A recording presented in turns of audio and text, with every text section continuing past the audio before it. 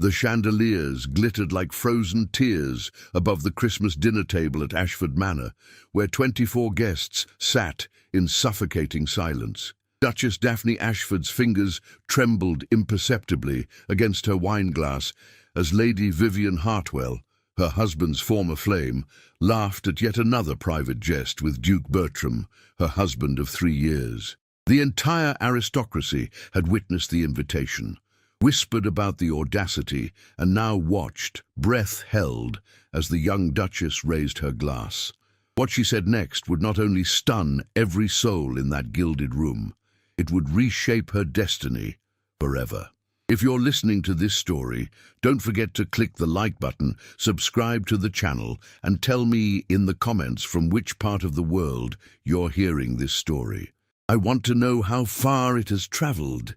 The December frost painted delicate patterns across the windows of Ashford Manor, each crystalline design a reminder of the beauty and coldness that defined Daphne Ashford's existence. She stood before her dressing mirror in the Duchess's private chambers, her lady's maid adjusting the emerald silk gown that had been chosen, not by Daphne herself, but by the Duke's mother, the formidable Dowager Duchess Marguerite. Daphne Blackwell, as she'd been known before her marriage, had never imagined such a life. The second daughter of a country baronet with more breeding than fortune, she'd been raised in modest comfort in Hertfordshire, where wildflowers grew freely and social expectations were measured in kindness rather than titles. Her dark chestnut hair, which now lay in elaborate coils atop her head, had once tumbled freely down her back as she raced through meadows with her younger sister Eloise. Her warm brown eyes, which the poets might have called luminous, now seemed perpetually shadowed with an uncertainty that had not existed 3 years prior. The marriage to Duke Bertram Ashford had been arranged by her father and the Duke's uncle following a fortuitous meeting at a house party in Bath. Bertram, tall, fair-haired, with the classical features and confident bearing that generations of aristocratic breeding produced, had been considered one of England's most eligible bachelors. At 28, he possessed not only one of the oldest dukedoms in the realm, but also extensive properties across England, a seat in the House of Lords, and the admiration of society. Daphne had been barely 20 when they wed. She remembered the ceremony at St. George's, Hanover Square, where she had stood beside this golden stranger and pledged her life to his. She had harbored, as many young women did, romantic notions drawn from the novels she had read in secret. She had imagined that affection, if not love, would grow between them. She had believed that respect and companionship would be the foundation of their union. The reality had been far more complex. Bertram was not cruel. She reminded herself of this often during the long, lonely evenings. He was not unkind in the brutal sense that some husbands were known to be. He did not raise his voice or his hand. He was, in every outward measure, a gentleman. Yet there existed between them a chasm of indifference that no amount of wifely devotion seemed capable of bridging. He spent his days managing his estates, his evenings at his club, and his nights, when he was in residence at all, in his own chambers. Their conversations were perfunctory, limited to the necessities of managing their household and fulfilling their social obligations. The hoped-for heir had not materialized, a fact that the Dowager Duchess mentioned with increasing frequency and barely concealed disappointment. Daphne's days followed a prescribed pattern: morning calls, correspondence, overseeing the household staff, needlework, and the endless preparation for the social events that defined the aristocratic calendar. She had tried, in the beginning, to find common ground with her husband. She had attempted to discuss literature, only to discover he had no patience for novels. She had inquired about his political interests, only to be given vague, dismissive responses, clearly designed to conclude the conversation. She had suggested they might ride together through the estate, only to learn he preferred solitary exercise. Slowly, painfully, she had learned her place. She was the Duchess of Ashford, a title, a role, a decorative necessity for social functions. She was not a companion, not a confidant, and certainly not a beloved wife. The Dowager Duchess had made the expectations clear during one particularly uncomfortable afternoon tea shortly after the wedding. Your duty, Daphne, is to present yourself impeccably, to manage this household without scandal, and to provide an heir. Affection is a luxury reserved for those of lesser consequence. We marry for lineage, for position, for the continuation of what our ancestors built. I did not love Bertram's father when we wed, but I performed my duty, and in time we developed a respectful partnership. That is all you should aspire to achieve." Daphne had nodded, swallowed her tears, and resolved to be content with her golden cage. Yet contentment proved elusive. The manor, magnificent as it was with its 100 rooms, manicured gardens, and priceless art collection, felt increasingly like a mausoleum. She walked its corridors like a ghost, her footsteps echoing in empty spaces. The servants were deferential but distant, trained to maintain the invisible walls between themselves and their mistress. She had made one friend among the household, Mrs. Hewitt, the head housekeeper, a woman of 50 with kind eyes, who occasionally offered Daphne a sympathetic glance when the Dowager Duchess's criticisms became particularly cutting. The upcoming Christmas house party had been a source of mounting anxiety for weeks. Bertram had insisted on hosting, declaring that it was time they established themselves as leaders of society. The guest list had been compiled with strategic precision by the Dowager Duchess, who had personally approved each name.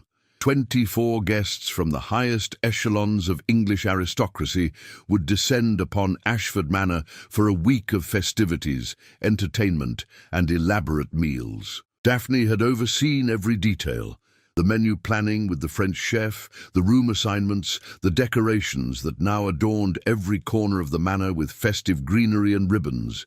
She had done everything expected of her, and more. Yet she could not shake the feeling of impending disaster that had settled over her like a shroud. That feeling had intensified dramatically 2 weeks ago, when she had overheard a conversation she had not been meant to hear. She had been passing by Bertram's study when she heard voices, her husband's and his mother's, raised in what appeared to be a disagreement. "You cannot seriously intend to invite her, Bertram. It is beyond inappropriate." The Dowager Duchess's voice had been sharp with disapproval. "She is married to Lord Hartwell now. It is perfectly acceptable. They are among the most prominent couples in London society. It would be remarked upon if we excluded them." Bertram's tone had been defensive, almost petulant. "Daphne will be humiliated. Have you considered your wife's feelings at all in this matter? Daphne will comport herself as a duchess should. She will be gracious and welcoming. Besides, it has been years. Surely any residual awkwardness has long since dissipated." Daphne had not needed to hear the name spoken to understand whom they were discussing. Lady Vivian Hartwell, née Cavendish. The woman Bertram had loved before duty and family pressure had compelled him to make a more suitable match. The story was well known among the ton, though rarely mentioned in Daphne's presence. Bertram and Vivian had conducted a passionate, scandalous courtship 4 years ago. She had been, and remained, breathtakingly beautiful, with pale golden hair, sapphire eyes, and the sort of effortless elegance that came from generations of aristocratic refinement. She was witty, charming, and possessed a confidence that drew people to her like moths to flame. But Vivienne had been the daughter of an earl whose fortune had been squandered by gambling and poor investments. Her family name was impeccable, but her dowry was negligible. The Dowager Duchess had made it clear that such a match was impossible for the Duke of Ashford. The dukedom required an infusion of capital to maintain its properties and investments. Bertram would marry wealth, or he would not marry at all.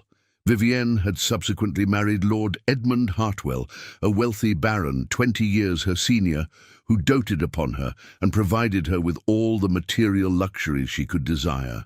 Bertram had been paired with Daphne, whose father's modest fortune was nevertheless sufficient, and whose impeccable reputation and biddable nature made her an ideal duchess. No one had considered the human hearts involved in these transactions. Now, as Daphne descended the grand staircase to greet the arriving guests, she steeled herself for what lay ahead. The manor glowed with candlelight and evergreen garlands. The scent of pine and cinnamon filled the air. A string quartet played soft melodies in the music room. It should have been magical. Instead, it felt like preparing for battle. The guests arrived throughout the afternoon in a parade of fine carriages. Daphne stood beside Bertram in the entrance hall, greeting each couple with practiced grace. She smiled, she curtsied, she said all the right things. And then, as the winter sun began to set, the Hartwell carriage appeared. Lord Edmund Hartwell emerged first, a portly man with thinning grey hair and a jovial disposition.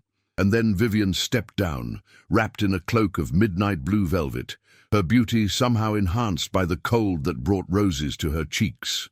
Daphne watched as Bertram's entire demeanour changed. His posture straightened, his expression brightened, and for the first time in months, she saw genuine emotion cross his face. It was not happiness, precisely, but rather a painful yearning that he made little effort to conceal. "Lady Hartwell, Lord Hartwell, welcome to Ashford Manor." Daphne's voice did not waver, though her heart was pounding. Vivian's blue eyes assessed Daphne with the cool appraisal of a jeweller examining a paste replica. "Your Grace, how kind of you to have us. The manor looks absolutely enchanting." That evening, as they gathered for dinner, Daphne felt the first crack appear in the carefully constructed facade of her life. Christmas Eve dawned with crystalline brightness. The grounds of Ashford Manor transformed into a winter wonderland beneath a fresh blanket of snow. Daphne had barely slept, her mind replaying the previous evening's dinner, where she had watched helplessly as Bertram and Vivian had fallen into easy, intimate conversation, their shared history evident in every glance and subtle reference. The day's activities had been meticulously planned. Morning would bring a caroling session in the music room, followed by a promenade through the manor's famous winter gardens. The afternoon would feature games and amusements in the drawing room, and the evening would culminate in the grand Christmas feast, the centerpiece of the entire house party. But it was during the morning caroling that Daphne first sensed the shifting currents of social opinion. She had been standing near the pianoforte, her voice joining the others in a rendition of "God Rest Ye Merry Gentlemen," when she noticed several of the ladies exchanging meaningful glances. Lady Pemberton, a notorious gossip, had leaned close to the Countess of Blackwood and whispered something behind her fan. Both women had then turned to observe Vivian, who stood provocatively close to Bertram at the far side of the room, their heads bent together as they shared a hymnal that they clearly did not need, as every person present knew the words by heart. During the garden promenade, matters deteriorated further. The guests had bundled in their finest winter attire and ventured onto the snow-dusted pathways, admiring the frozen fountains and frost-laden hedgerows. Daphne had found herself walking with Lord Hartwell, who proved to be a pleasant, if oblivious, companion, enthusiastically describing his recent acquisition of a new hunting estate in Scotland. Meanwhile, 20 paces ahead, Bertram and Vivian walked arm in arm, a breach of propriety so flagrant that even the most charitable observer could not ignore it. Daphne watched as Vivian laughed at something Bertram said, her gloved hand tightening possessively on his arm. She watched as her husband looked down at his former love with an expression of such naked longing that it made Daphne's breath catch in her throat. "Your Grace, are you quite well? You've gone rather pale." Lord Hartwell's concerned voice broke through her reverie. "Merely the cold, my lord. I find I am more sensitive to it than I realized." The lie came easily, well practiced from years of hiding her true feelings. But Lord Hartwell, she was beginning to realize, was not as oblivious as he appeared. His gaze travelled to where his wife walked with the Duke, and something flickered across his weathered features. Resignation, perhaps, or a weary acceptance of an often repeated pattern. "Lady Hartwell does so enjoy reminiscing about old times," he said carefully. "I hope it does not cause you any discomfort, Your Grace. She can be thoughtless in her enthusiasms. The kindness in his words, the gentle acknowledgement of the elephant that no one else would name, nearly undid Daphne's composure. "You are generous, Lord Hartwell. I appreciate your concern." The afternoon games proved to be another trial. Vivienne had suggested charades, and she orchestrated the division of teams with strategic precision, ensuring that she and Bertram were partnered together. Daphne found herself grouped with Lord Hartwell, Lady Pemberton, and the elderly Duke of Somerset, who was half-deaf and wholly confused by the entire proceeding. The room erupted in laughter as Bertram and Vivienne performed their charade with seamless coordination, finishing each other's gestures, communicating without words in the way that only those with deep familiarity could. They guessed each other's performances with effortless accuracy, winning round after round, their success a testament to their intimate knowledge of one another's minds. Daphne felt herself becoming invisible, fading into the wallpaper, as the party's attention centered on the golden couple. Even the Dowager Duchess, who had initially disapproved of Vivienne's invitation, seemed begrudgingly impressed by the woman's wit and charm. As the afternoon shadows lengthened, Daphne retreated briefly to her chambers, claiming the need to rest before the evening's festivities. In truth, she needed to escape, to breathe, to allow herself a moment of private anguish before donning her Duchess mask once more. Mrs. Hewitt found her there, sitting at her dressing table, staring at her reflection with unseeing eyes. "Your Grace, I've brought your tea." The housekeeper's voice was gentle. "Thank you, Mrs. Hewitt." Daphne accepted the cup with trembling hands. The older woman hesitated, then spoke with unusual boldness. "If I may say so, Your Grace, you have conducted yourself with remarkable grace these past 2 days. There are those who have noticed and admire your dignity." Daphne looked up, surprised. "Do they? I feel I am merely enduring." "Endurance in the face of such trials is its own form of strength, Your Grace. And if I may be so bold, there are those who believe His Grace's behavior to be unconscionable, regardless of the lady's charms." The validation, unexpected and sincere, brought tears to Daphne's eyes. "Thank you, Mrs. Hewitt. You cannot know how much I needed to hear that." But if Daphne thought the worst had passed, she was gravely mistaken. The true humiliation was yet to come. The Christmas Eve feast was a spectacle of excess and elegance. The dining room had been transformed into a glittering showcase of wealth and taste. The mahogany table, which could seat 30, groaned under the weight of silver serving dishes, crystal decanters, and elaborate centerpieces of hothouse flowers and gilded fruit. The menu featured 8 courses, each more elaborate than the last. Oyster soup, roasted pheasant, venison in port wine sauce, turbot with lobster cream, and culminating in a magnificent Christmas pudding served flaming with brandy. Daphne sat at one end of the long table, with Bertram at the opposite end, separated by 24 guests and what felt like an unbridgeable divide. As Duchess, she should have been the center of attention, the gracious hostess orchestrating the evening's success. Instead, she watched as Vivienne, seated immediately to Bertram's right, commanded the conversation, told witty anecdotes, and kept the entire table enthralled. The wine flowed freely, loosening tongues and lowering inhibitions. As the final course was cleared and the port was poured, the atmosphere in the room had shifted from festive to something more dangerous. A collective holding of breath as everyone waited to see how far this breach of propriety would extend. And then Bertram stood, his glass raised, and the room fell silent. "My friends," he began, his words slightly slurred with drink, "on this blessed Christmas Eve, I wish to propose a toast." Daphne's heart began to race. Something in his tone, in the reckless gleam in his eye, warned her that disaster was imminent. "We are told that Christmas is a time for honesty, for truth, for acknowledging what truly matters in our lives." He paused, his gaze finding Vivienne. "I have spent 3 years living a lie, fulfilling duties, meeting expectations, being the duke that society demanded I become. But tonight, In the spirit of Christmas honesty, I wish to acknowledge something that everyone in this room undoubtedly already knows. The Dowager Duchess had gone rigid in her seat. Lord Hartwell's expression was carefully neutral.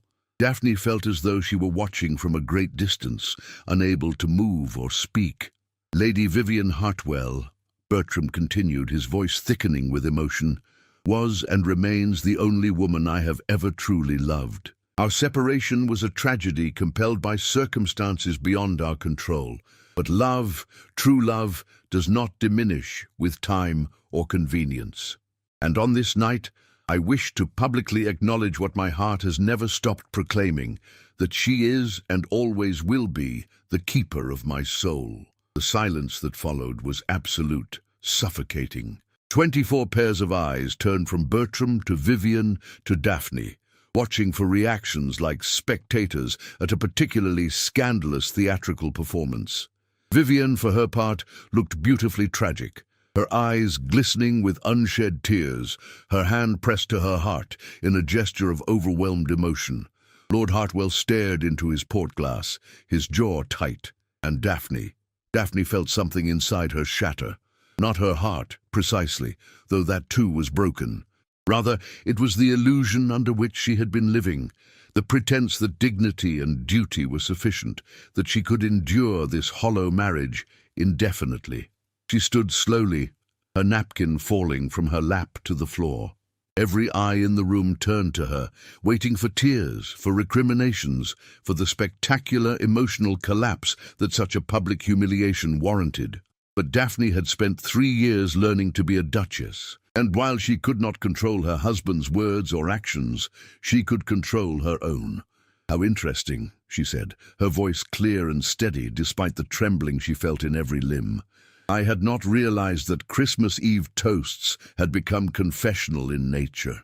Since His Grace has established this precedent of radical honesty, perhaps I should contribute my own truth." She paused, gathering her courage, aware that what she said next would alter the course of her life irrevocably. "I have spent 3 years attempting to be the Duchess that everyone expected me to become. I have smiled through loneliness, maintained dignity in the face of indifference, and convinced myself that duty was sufficient substitute for affection. But I believe, and Christmas seems as appropriate a time as any for such realizations, that I have been complicit in my own diminishment. I have made myself small to fit into spaces that were never designed to accommodate my happiness." She turned to Bertram, meeting his shocked gaze directly. "Your Grace, I thank you for your honesty. It has clarified matters considerably. I wish you and Lady Hartwell every happiness that propriety and circumstance might allow you. As for myself, I believe I shall retire. I find I'm suddenly quite weary of performances." And with that, Daphne walked from the dining room, her head high, her spine straight, leaving 24 stunned aristocrats and 1 speechless duke in her wake. She made it to her chambers before the tears came, great wrenching sobs that shook her entire body. But beneath the grief, beneath the humiliation, something else was stirring, something fierce and liberating. She was done being invisible, done being convenient, done sacrificing her dignity for a marriage that existed only on paper. Tomorrow, everything would change. Daphne did not appear at breakfast on Christmas morning. She sent word through Mrs. Hewitt that she was indisposed, a polite fiction that no one would challenge. In truth, she had spent the night sleepless and planning, her mind working through the limited options available to a duchess trapped in an intolerable situation. Divorce was nearly impossible and would destroy her reputation entirely. Separation was marginally more feasible, but would require Bertram's cooperation, which she doubted he would provide, not out of any affection, but because it would be an admission of failure that would reflect poorly upon him. She could remain at Ashford Manor, enduring the humiliation and slowly withering into one of those grey, tragic figures that haunted the edges of society, present but invisible. Or she could leave. The thought was simultaneously terrifying and exhilarating. Leave Ashford Manor, leave London, leave the entire suffocating world of aristocratic expectation and seek refuge somewhere she might breathe freely, even if only temporarily. By mid-morning, her decision was made. She summoned Mrs. Hewitt and her lady's maid, Eleanor, and informed them of her intentions.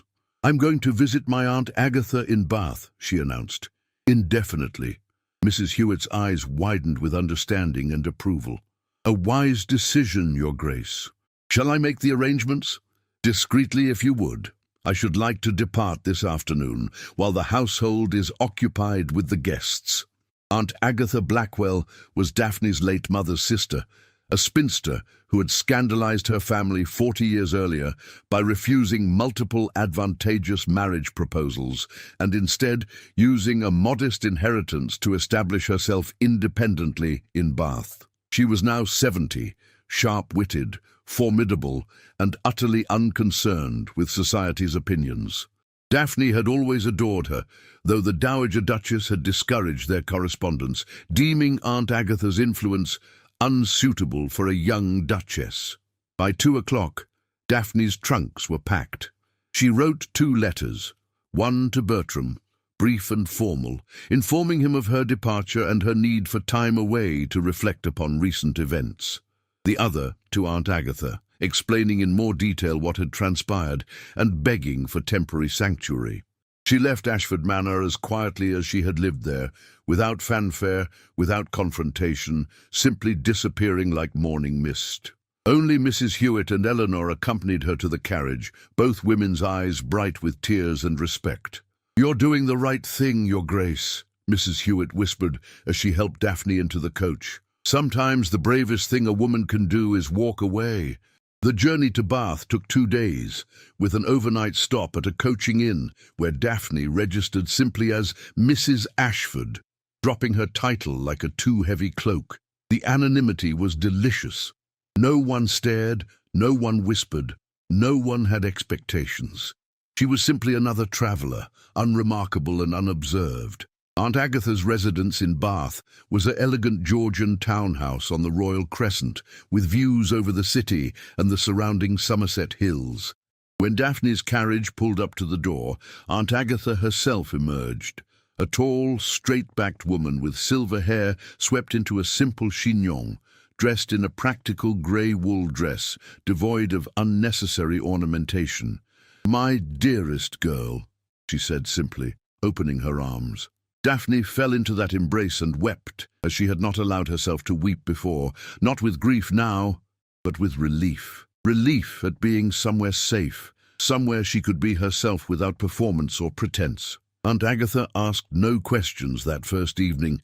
She simply settled Daphne in a comfortable guest room overlooking the gardens, provided hot tea and simple food, and allowed her niece to rest. It was only the following morning, as they sat together in Aunt Agatha's sunny breakfast room, that the older woman spoke with characteristic directness. "Your letter mentioned a public humiliation. I take it the Duke proved to be as unsatisfactory as I suspected he would be." Despite everything, Daphne laughed, a genuine laugh that felt rusty from disuse. That is one way of phrasing it. Over breakfast, she told Aunt Agatha everything.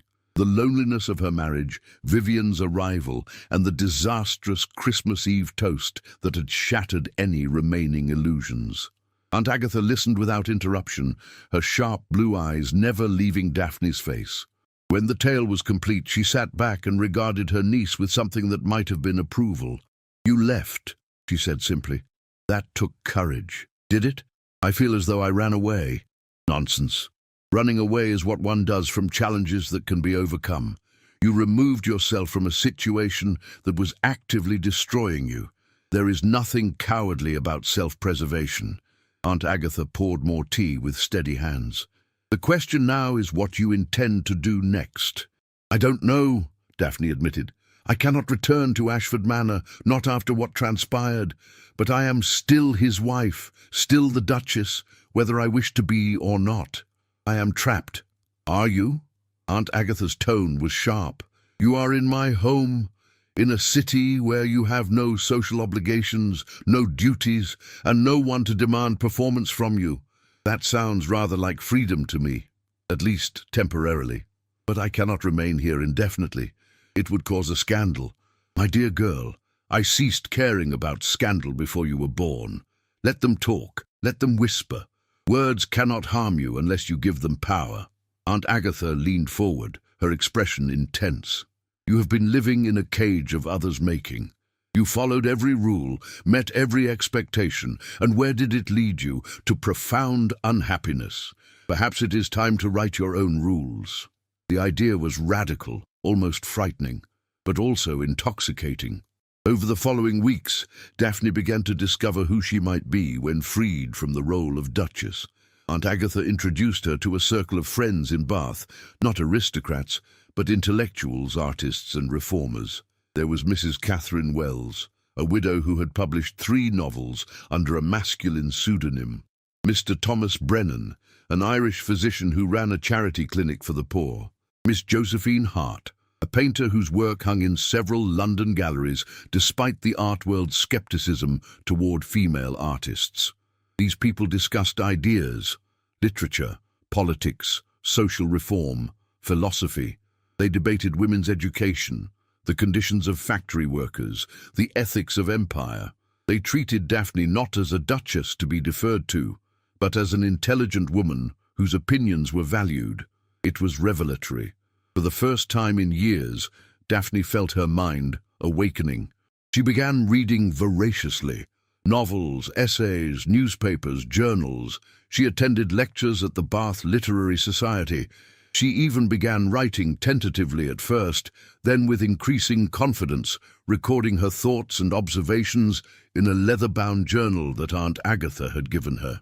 "You have a sharp mind," Mrs. Wells told her one afternoon over tea. "It's been dormant, starved of stimulation, but it's there. Have you ever considered that you might have talents beyond being decorative?" The question, which might have been insulting from someone else, was sincere and thought-provoking. "I was never taught to have talents," Daphne admitted. "I was taught to be agreeable, decorative and fertile. I seem to have failed at all 3. "Then perhaps it's time to define success differently," Miss Hart suggested. "What do you enjoy? What makes you feel alive?" It was a question no one had ever asked her before. As winter turned towards spring, letters arrived from Ashford Manor, first from the Dowager Duchess, coldly furious and demanding Daphne's immediate return. Then, from Bertram himself, awkward letters that never quite apologized, but suggested that her absence was causing social complications, and that perhaps they might discuss the matter reasonably. Daphne did not respond to any of them. Instead, she began volunteering at Dr. Brennan's clinic, assisting with basic nursing tasks and discovering that she had an aptitude for it. She found that helping people, genuinely helping them, not performing empty charity for social credit, gave her a sense of purpose she had never experienced before. It was at the clinic, on a chilly March morning, that she met Dr. Benjamin Crawford. He was the new physician who had recently joined Dr. Brennan's practice, having returned from several years working in India with missionary hospitals. He was 32, with dark brown hair that perpetually fell across his forehead, thoughtful grey eyes, and a quiet competence that inspired immediate trust. Unlike most men of Daphne's acquaintance, Dr. Crawford did not fawn or flatter. He was direct, occasionally even brusque, focused entirely on his work. When Daphne was introduced to him as Mrs. Ashford, one of our volunteers, he had simply nodded, assessed her with a quick, intelligent glance and said, "Dr. Brennan speaks highly of your capabilities. We need someone to organize the medical supply inventory. Would you be willing?" No one had asked her if she was willing in years. They had told her what was expected. "Yes," she said simply, "I would be very willing." Over the following weeks, Daphne and Dr. Crawford worked in easy partnership. He treated her as a capable colleague, explaining medical procedures, teaching her basic anatomy, trusting her with increasingly complex tasks. He never asked about her past, never pried into why a woman of evident education and refinement was volunteering in a charity clinic.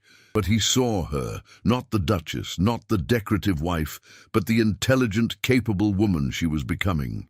It was during a particularly long day at the clinic, as they worked side by side, stitching a long gash in a factory worker's arm, that he spoke more personally than usual. "You're skilled at this," he observed. "Have you considered formal training? There are medical colleges in Switzerland and France that accept female students." Daphne's hands stilled momentarily on the bandage she was preparing. "I could never. That is, my circumstances wouldn't permit." "Your circumstances, Doctor," Crawford said quietly, "are whatever you make of them. I've learned, Mrs. Ashford, that the only truly insurmountable obstacles are the ones we construct in our own minds."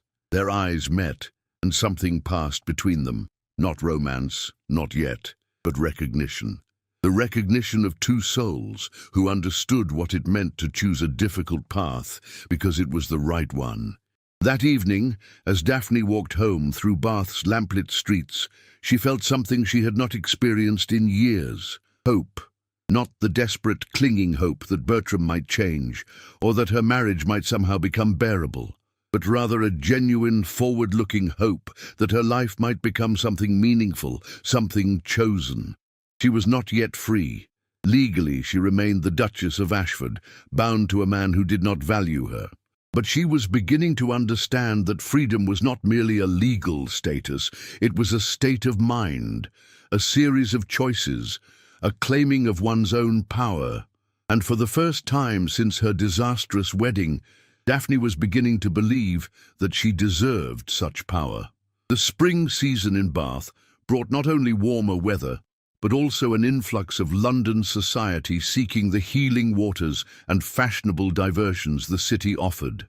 Aunt Agatha, despite her disdain for shallow social climbing, maintained connections with several respectable families, and it was impossible for Daphne to remain entirely isolated from her former world.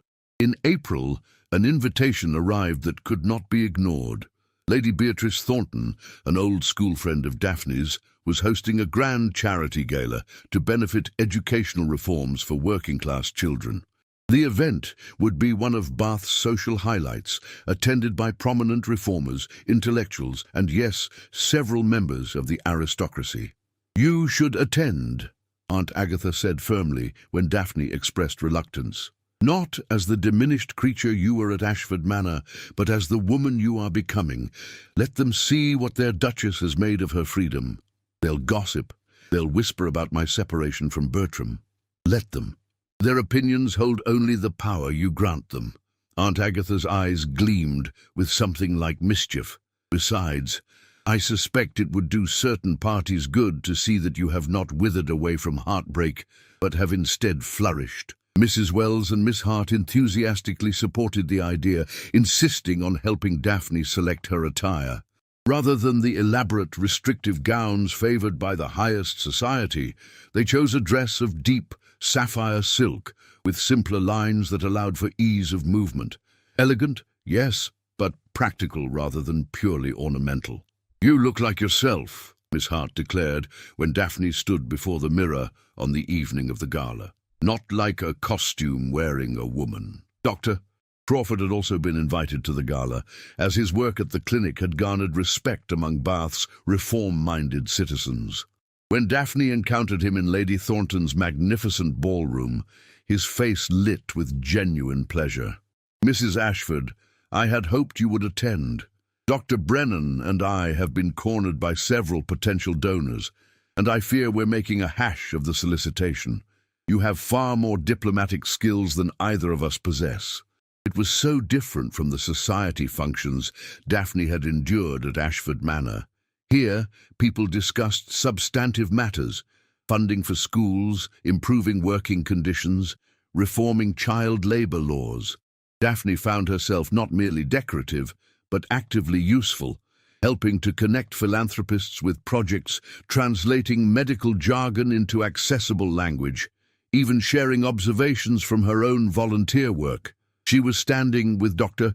Crawford and a group of reformers engaged in animated discussion about teacher training programs when she felt a familiar prickle at the back of her neck, the sensation of being watched with hostile intent. She turned and found herself face to face with Vivian Hartwell. The former Lady Cavendish looked as breathtaking as ever in a gown of pale gold that complemented her colouring perfectly. But there was something brittle in her beauty now, a tightness around her eyes that suggested things were perhaps not as perfect as they appeared. "Duchess Ashford," Vivian said, her tone honeyed with false warmth. "What an unexpected surprise to find you here. We had heard you were indisposed." "Lady Hartwell," Daphne refused to be baited. "How pleasant to see you. I trust Lord Hartwell is well. Edmund is in London on business. I've been staying with friends in Bath." Vivian's gaze swept dismissively over Daphne's companions, lingering on Dr. Crawford with barely concealed disdain. "I see you've made some interesting acquaintances." Dr. Crawford, to his credit, met Vivian's condescension with unflappable courtesy. "Dr. Benjamin Crawford, at your service. I work at the charity clinic that benefits from Lady Thornton's generous patronage." "And you are?" The fact that he genuinely did not recognize her, that he had no idea she was the woman at the centre of the Ashford Manor scandal, was both refreshing and, judging by Vivian's expression, deeply offensive to her. "I am Lady Hartwell," she said icily, "a close family friend of the Ashfords. In fact, Duchess, I should tell you that Bertram has been quite concerned about you. He's spoken of little else these past months." The lie was transparent, and they both knew it. But before Daphne could respond, another voice joined the conversation, one she had not expected to hear. "Has he indeed? How touching!" Daphne turned to find Bertram himself standing behind her, looking significantly worse than when she had last seen him. He had lost weight, his face was drawn, and there were shadows beneath his eyes that suggested sleep had been elusive. Lord Hartwell stood beside him, his expression carefully neutral as always. The entire ballroom seemed to pause, conversations faltering as people registered the dramatic tableau, the estranged Duke and Duchess, the Duke's former love, and her complacent husband, all facing one another in what promised to be a spectacular confrontation. "Bertram," Daphne said evenly, proud that her voice did not shake. "This is unexpected." "I've been looking for you," he said, and there was something raw in his tone that she had never heard before. "You've been ignoring my letters." "No, I've been occupied with more meaningful pursuits than correspondence," Daphne replied. "Dr. Crawford, Mr. Thompson, Miss Rivers, would you excuse us for a moment?" Her companions withdrew with obvious reluctance, casting concerned glances over their shoulders. Vivian made to follow, but Daphne stopped her with a look. "This conversation includes you as well, Lady Hartwell, since you seem to have such intimate knowledge of my husband's concerns." For the first time since Daphne had known her, Vivian looked uncertain. Lord Hartwell, meanwhile, had drifted toward the refreshment table with the air of a man who had witnessed this particular drama too many times to find it engaging anymore. "Daphne," Bertram began, then stopped, seeming unsure how to continue. "You cannot simply disappear. You are my wife. You are the Duchess of Ashford." "Am I?" Daphne kept her voice low but clear. "Because on Christmas Eve you declared publicly and emphatically that another woman was the keeper of your soul. You humiliated me before 24 witnesses. You made it abundantly clear that I was merely a convenient arrangement, a duty performed without affection or respect. So forgive me if I fail to understand why my presence as Duchess matters to you now. I was drunk. I spoke rashly. Surely you can forgive you," Daphne finished. "Perhaps I could have, had you shown even a moment of genuine remorse. But your letters have not contained apologies, Bertram. They have contained demands that I return, because my absence is socially complicated. Tell me, what exactly is complicated? The gossip, the speculation, the questions about why your Duchess has fled your home?" Vivian interjected, her voice sharp. "You're being dramatic. Marriages among our class are not love matches. They are partnerships. You knew that when you wed." Daphne turned to her, and something in her gaze made Vivian step back. "You're quite right, Lady Hartwell. I did know that. What I did not know was that I would be expected to endure not only lovelessness, but active humiliation. I did not know that my husband would invite his former paramour to our home and then publicly declare his eternal devotion to her while I sat silently by. Tell me, when you advise me on the realities of aristocratic marriage, do you speak from your own experience? Does Lord Hartwell publicly humiliate you, or does he perhaps treat you with the basic courtesy and respect that any human being deserves? Vivian's face flushed crimson, and for once she had no ready response. Dr. Crawford had materialized at Daphne's elbow, his presence steady and supportive without being intrusive. "Mrs. Ashford, the organizers are asking for you. Something about the pledge commitments." It was likely a fabrication, a diplomatic rescue, but Daphne accepted it gratefully. She turned back to Bertram one final time. "I will not be returning to Ashford Manor, Your Grace. If you wish to discuss our situation, you may communicate through solicitors, but I am done being convenient, done being invisible, and done sacrificing my dignity for the appearance of a marriage that exists only in name." She walked away with her head high, Dr. Crawford at her side, leaving Bertram standing stunned and Vivian looking for the first time less than triumphant. "That was remarkably brave," Dr. Crawford murmured as they moved through the crowd. "That was remarkably terrifying," Daphne corrected, her hands trembling with delayed reaction. "I've never spoken to him like that. I've never spoken to anyone like that." Then perhaps it was long overdue. He guided her onto the terrace, where the cool evening air helped calm her racing heart. "I apologize if I overstepped by intervening. You seem to need an exit." "You didn't overstep. You were kind, as you always are." Daphne looked up at him, this steady, principled man who had somehow become her friend. "May I ask you something?" "Of course. Why did you leave India? Dr. Brennan mentioned you had a successful practice there." Dr. Crawford was quiet for a long moment, his gaze distant. "Because I realized I was running from something rather than towards something. My wife died in childbirth 3 years ago. I thought immersing myself in work, in a place far from our memories, would ease the grief. But geography doesn't heal wounds. Only time and purposeful living can do that. I came back to England to rebuild a life, rather than merely escape one. The revelation explained so much about his character, his quiet empathy, his focus on meaningful work, his lack of interest in social performance." "I'm sorry for your loss," Daphne said softly. "And I am sorry for yours," he replied. "Though your loss is of a different nature, the death of illusions rather than of a person. In some ways, that can be equally painful." They stood together in comfortable silence, watching the lights of Bath twinkle in the valley below. Inside, the gala continued, but out here, the world felt simpler, more honest. "What will you do now?" Dr. Crawford asked. "Truly, I mean. Beyond tonight's confrontation." Daphne considered the question carefully. "I don't know yet, but I know what I won't do. I won't apologize for choosing my own happiness over others' convenience. I won't make myself small anymore, and I won't go back to being someone I'm not." "Then whatever you decide, I suspect it will be remarkable," Dr. Crawford said, and the quiet conviction in his voice made her believe it might actually be true.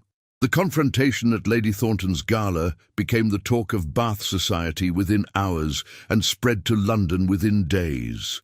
The story transformed with each retelling. Some versions painted Daphne as a wronged heroine, others as an ungrateful wife abandoning her duties. But notably, almost no one defended Bertram's Christmas Eve declaration, and Vivian's reputation suffered considerably when it became known that she had been present during the gala confrontation. In the weeks following the event, several things happened in rapid succession. First, Bertram's solicitor contacted Aunt Agatha's solicitor with a formal proposal. The Duke would agree to a legal separation with generous financial provisions if Daphne would agree to complete discretion about the circumstances. He wanted his reputation protected, even if it meant acknowledging the failure of their marriage. Daphne's response, delivered through her own newly retained solicitor, was direct. She would agree to separation would accept only what she was legally entitled to and not a penny more, and would make no public statements about their marriage. But she would not lie if asked directly, and she would not protect his reputation at the expense of truth. Second, Lord Hartwell filed for divorce from Vivian on grounds of adultery, a move that shocked society as it required his public humiliation. But apparently, the Christmas Eve declaration, combined with other indiscretions, had finally exhausted even his considerable patience. The scandal was enormous, and Vivian's social standing crumbled virtually overnight. Third, and most significantly, Dr. Crawford made Daphne an unexpected proposal. It was late May, and they were working together at the clinic on a particularly busy afternoon. A cholera outbreak in the poorest quarter of Bath had brought dozens of patients, and Daphne had worked tirelessly alongside the physicians, comforting frightened children, assisting with treatments, and helping to organize the emergency response. When the crisis finally subsided and the last patient had been settled, Daphne sat exhausted on a bench in the clinic's small garden, her hair escaping its pins, her dress stained with medicine and worse. "Doctor," Crawford sat beside her, equally disheveled, and handed her a cup of tea. "You were extraordinary today," he said simply. "I merely did what needed doing." "No. You did what a trained nurse would do, with compassion and skill that cannot be taught." He paused, seeming to gather his courage. "I've been offered a position. Dr. Brennan is expanding the clinic, opening a second facility in Bristol, specifically focused on women's and children's health. He wants me to oversee it. And he wants to establish a formal training program for nurses, a proper school where women can learn medicine systematically." "That sounds wonderful," Daphne said warmly. "You must be pleased. I would be more pleased if you would consider joining the endeavor." He turned to face her directly. "Not as a volunteer, Daphne, but as a partner. Help me build this program. Use your organizational skills, your intelligence, your understanding of what women need. Be part of creating something genuinely meaningful." The use of her Christian name registered, as did the implications of what he was asking. "I'm not qualified. I have no formal training, no credentials. Neither did Florence Nightingale when she began her work. Neither did most of the women who are now changing medicine. You have intelligence, compassion, and determination. The rest can be learned." He hesitated, then continued more personally. "And if I'm being entirely honest, I've come to rely on your presence not merely as a colleague, but as a friend. Bristol would be significantly less appealing without you." It was not a declaration of love. Dr. Crawford was too honest and straightforward for flowery speeches. But it was something perhaps more valuable, an acknowledgement of partnership, of mutual respect, of a friendship that might with time become something deeper.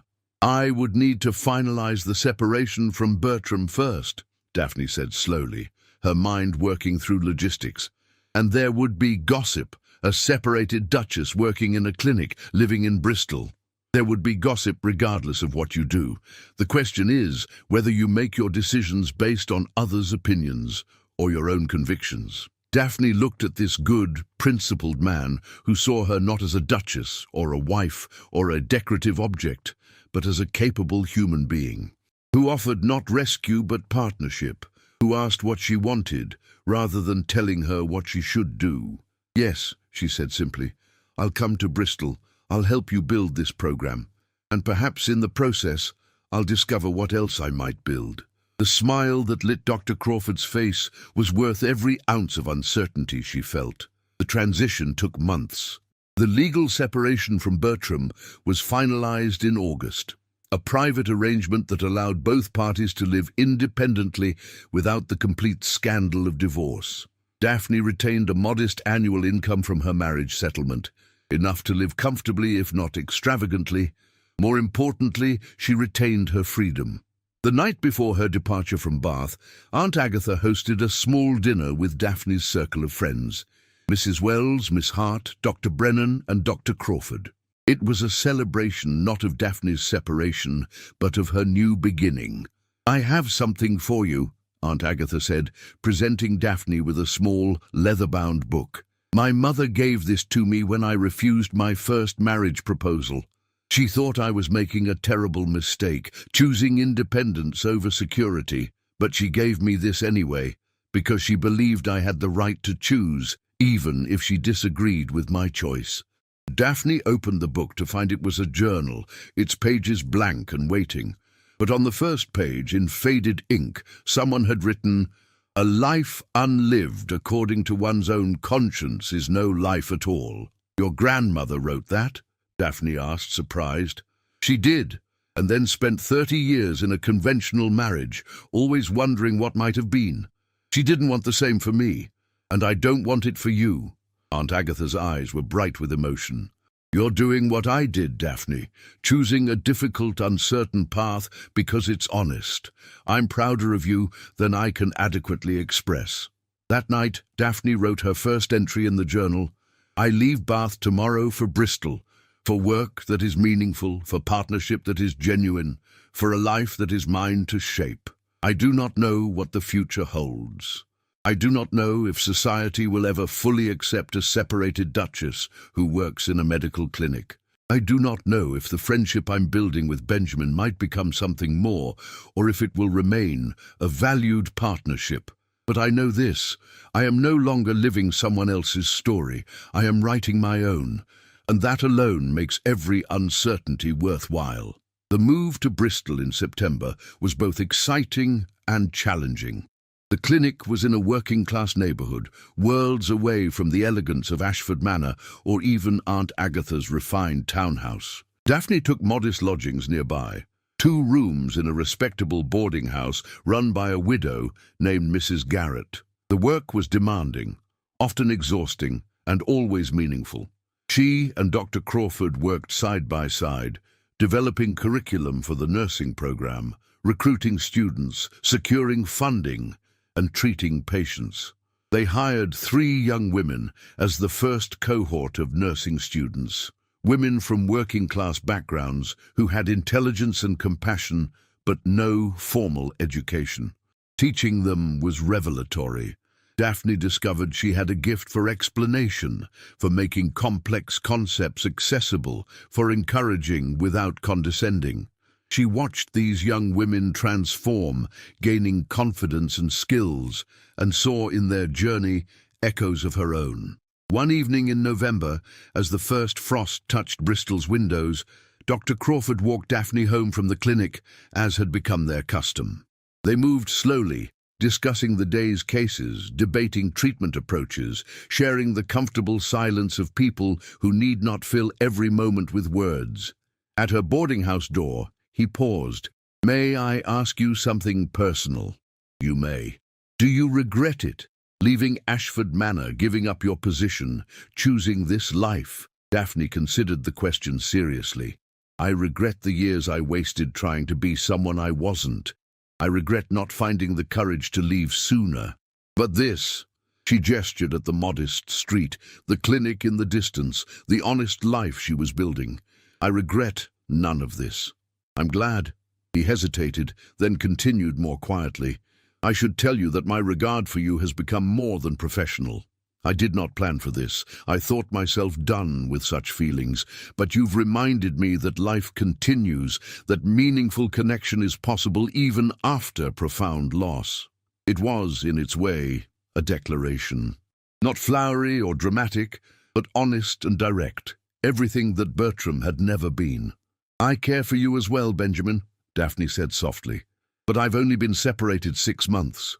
I need time to discover who I am outside of marriage, outside of being defined by my relationship to someone else. I understand, and I'm willing to wait, to let this unfold naturally. There's no urgency, Daphne.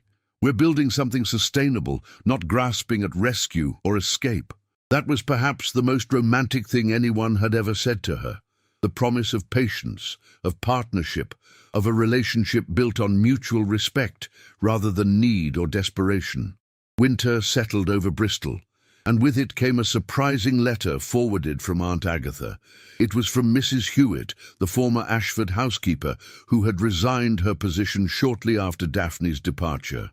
Your Grace, it read, I hope this letter finds you well and content. I write to inform you that matters at Ashford Manor have changed considerably. The Duke attempted to continue his association with Lady Hartwell after her divorce, but she has reportedly fled to the continent to escape the scandal, leaving him quite alone. He has become reclusive, rarely entertaining, and by all accounts deeply unhappy. I tell you this, not to encourage any reconciliation. You deserve far better, but merely to assure you that your departure was noticed, your absence felt, and your value finally understood, though too late. I have taken a position with a family in Yorkshire, but I wanted you to know that you have my admiration and respect. Yours faithfully, Mrs. Hewitt. Daphne read the letter twice, then filed it away. Once such news would have sparked hope. Perhaps Bertram had learned, had changed, might want her back. But now it merely confirmed what she had come to understand. Some people only value what they have when it's gone, and by then, the person they lost has become someone new, someone no longer interested in being undervalued. She was no longer the Duchess who had sat silently through that humiliating Christmas Eve dinner. She was Daphne Crawford-to-be, though that was still months or years away.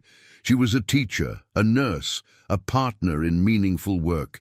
She was building a life of purpose rather than performance. And that, she had discovered, was its own form of happiness, more sustainable and authentic than any gilded cage could ever provide. 18 months after leaving Ashford Manor, Daphne stood in the completed Women's and Children's Health Clinic in Bristol, surveying what they had built. The facility was modest compared to London's grand hospitals, but it was clean, well-equipped, and staffed by people who genuinely cared about their patients. The nursing school had graduated its first class of 6 women, all of whom had secured positions in hospitals and clinics across southwestern England.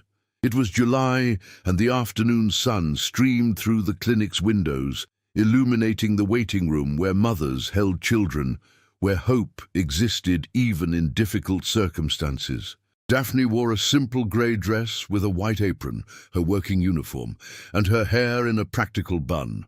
She looked nothing like the Duchess who had once graced Ashford Manor's halls, and she had never been happier. Dr. Crawford, Benjamin, as she now called him in private, emerged from the examination room with a young mother and her newborn daughter. The woman's face glowed with relief and gratitude. Thank you, Dr. Crawford. Thank you, Mrs. Ashford. I don't know what I would have done without this clinic. You would have managed, Mrs. Thompson, Daphne said warmly, because you're stronger than you know.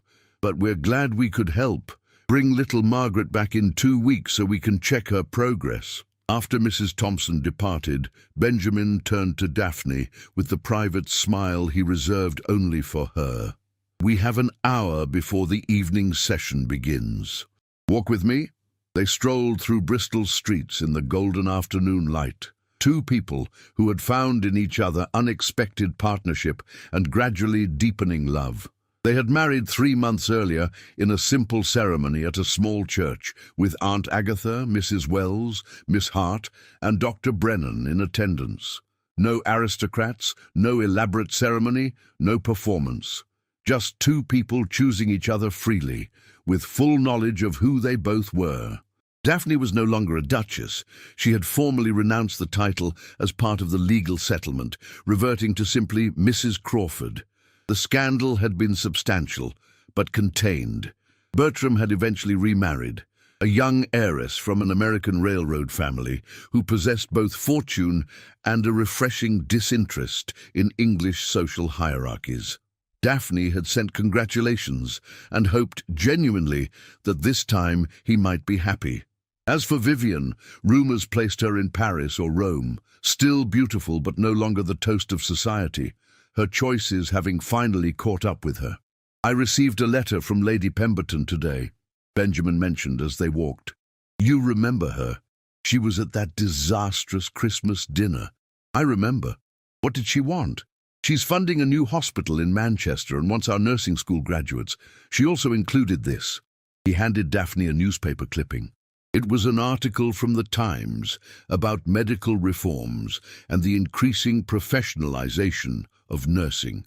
Buried in the text was a paragraph about the Bristol Clinic and the visionary program developed by Dr. Benjamin Crawford and his wife, the former Duchess of Ashford, who has dedicated herself to improving healthcare access for working-class women. Visionary, Daphne read aloud, bemused. They make it sound far grander than it is. It is grand, Benjamin said seriously. You've trained 30 women in 18 months. You've created a sustainable program that other cities are now replicating. You've made a genuine difference in hundreds of lives. That's rather the definition of visionary. They had reached the small cottage they now called home. A far cry from Ashford Manor's 100 rooms, but infinitely more welcoming. A garden bloomed in front, tended by Daphne's own hands. Inside, simple furniture, well-worn books, and the comfortable clutter of two busy people making a life together. Eleanor, Daphne's former lady's maid who had followed her to Bristol and now worked as a senior nursing instructor, had left their dinner warming in the oven. It was a modest meal, roasted chicken, vegetables from their garden, fresh bread, but it tasted better than any elaborate feast Daphne had endured at formal dinners. As they ate, Benjamin shared news of his day, asked Daphne's opinion on expanding the clinic to include a small surgery, debated whether they should accept the offer to speak at a medical conference in Edinburgh. They talked as equals, as partners, as two people who valued each other's intelligence and judgment. Later, as twilight descended and they sat together in their small parlour, Daphne reflected on the extraordinary journey that had brought her to this moment. Less than 2 years ago, she had sat at that horrible Christmas dinner, invisible and humiliated, convinced her life was a cage with no exit. Now she sat in a cottage she loved, doing work that mattered, married to a man who respected and cherished her. "What are you thinking?" Benjamin asked, taking her hand. "That I'm grateful Bertram invited Vivian to that Christmas dinner." Benjamin laughed, surprised. "That's a remarkable perspective, but it's true. If that humiliation hadn't happened, I might have continued indefinitely, diminishing myself, accepting crumbs of courtesy and calling it marriage. That disaster forced me to choose. Continue dying slowly or risk living authentically." She turned to him, her expression serious. "Sometimes the worst moments of our lives are actually doorways to the best ones. We just have to have the courage to walk through." "You walked through," Benjamin said softly. "And then you helped build something beautiful on the other side." A knock at the door interrupted the moment. Eleanor stood on the threshold, slightly breathless. "Mrs. Crawford, there's a woman at the clinic. She's in difficult labor, and I think we need you both. Dr. Brennan is already there, but he asked for assistance." Without hesitation, Daphne and Benjamin gathered their medical bags and hurried back to the clinic through Bristol's darkening streets. This was their life now, unpredictable, demanding, meaningful, no gilded cage, no performative elegance, but genuine purpose. The labor was long and complicated, requiring all their skill and attention. But as dawn broke and they helped bring a healthy baby boy into the world, watching his mother weep with joy and relief, Daphne felt the profound satisfaction of work that truly mattered. Walking home through Bristol's morning streets, exhausted but content, Benjamin said, "You never told me what you wrote in that journal Aunt Agatha gave you. The first entry, when you left for Bristol." Daphne smiled, remembering. "I wrote that I was choosing to write my own story, rather than live someone else's." "And? How's the story going so far?" She looked at this good man beside her, at the sunrise painting Bristol's buildings with golden light, at the clinic behind them where they had just helped bring new life into the world, at the cottage ahead where a simple but genuine life awaited them. "The story," she said quietly, "is turning out far better than I ever imagined, because I finally learned the most important lesson. You cannot bloom where you're planted if you're in barren soil. Sometimes the bravest thing you can do is replant yourself, even when everyone says you should be content where you are." "Spoken like a true visionary," Benjamin said warmly. Spoken like a woman who finally learned her own worth, Daphne corrected, and refused to settle for anything less. They walked home hand in hand, two people who had both known loss, both chosen difficult paths, and both found that authentic happiness, the kind built on mutual respect, shared purpose, and genuine partnership, was worth every sacrifice, every risk, every moment of uncertainty. Behind them, the Bristol clinic doors opened for another day of healing. Ahead of them, a life of continued growth and meaning unfolded. And in that perfect balance between meaningful work and genuine love, Daphne had finally found what had eluded her in all of Ashford Manor's magnificence: true freedom, authentic joy, and the profound satisfaction of a life lived according to her own choosing.